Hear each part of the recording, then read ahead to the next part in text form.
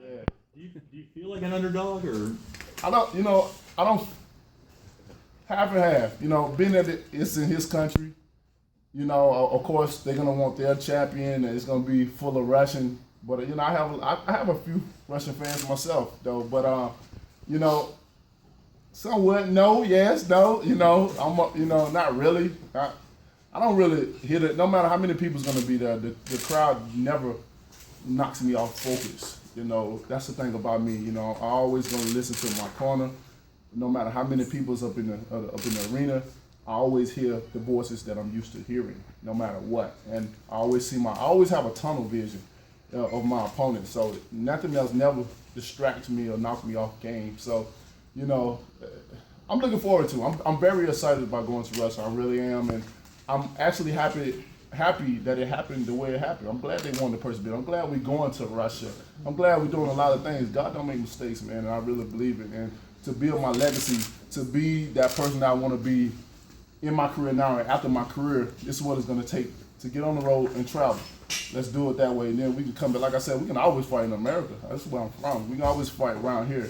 But how many times we're going to get an opportunity to go to different countries and stuff like that? And I'm the least person to want to go to Russia in the cold and stuff like that. But when they're dealing with boxing, when they're dealing with the fans, just the whole state of boxing, I'm down for whatever. I'm ready to go because, like I said, at the end of my career, I want my legacy to be built high. I wanted to be Deontay Wilder, was one of the greatest of all times.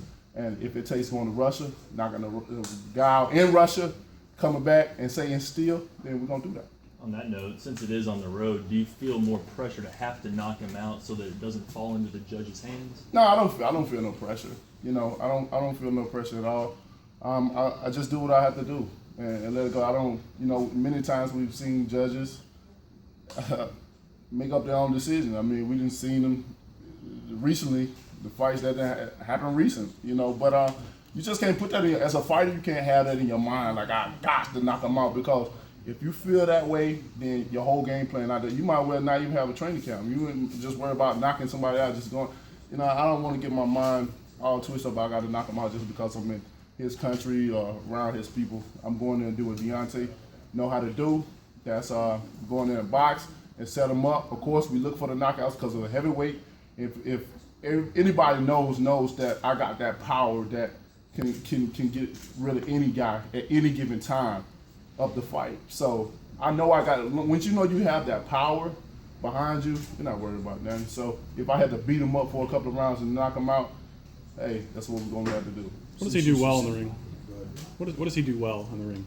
What does he do well in the ring? No, what does he do well? Well, I don't know. I don't really know too much about Povetkin. The only thing I can go off of what I seen with Klitschko, I've seen with Wak, I've seen with the Cuban guy. Jay, what's the Cuban guy? Mike Perez, my man, Mike Perez. And he's tough. I can give him that. He's tough, and he's not gonna give up. That's the only thing I can give him. That he's tough and not gonna give up. And sometimes in boxing, that's what you need. Only the strong survive. They say, and you have to be tough in this sport. If you're not, then no need to be in it. So I'm looking for a great fight. I'm looking for a tough fight. And I'm looking for an entertaining fight to get to the fans of boxing. Since you won the title, your progression from the lean out to through it seems like you've kind of every time Jay and other people in your camp say this is the next toughest guy. Do you feel like that's the case here? And are you happy that you've kind of taken that progression and taken this path to get to this fight now? Most definitely. This is another step. I'm gonna see how tough he is. Dealing with me, they always say, and you're always here throughout boxing, the longest boxing will forever live, that styles make fights. And we're gonna see what my style brings to the table. We're gonna see what his style brings to the table, and we'll see what kind of style comes together and see if he's tough or not. As of now, the toughest opponent I've faced was Duopa. He was the toughest guy as of now.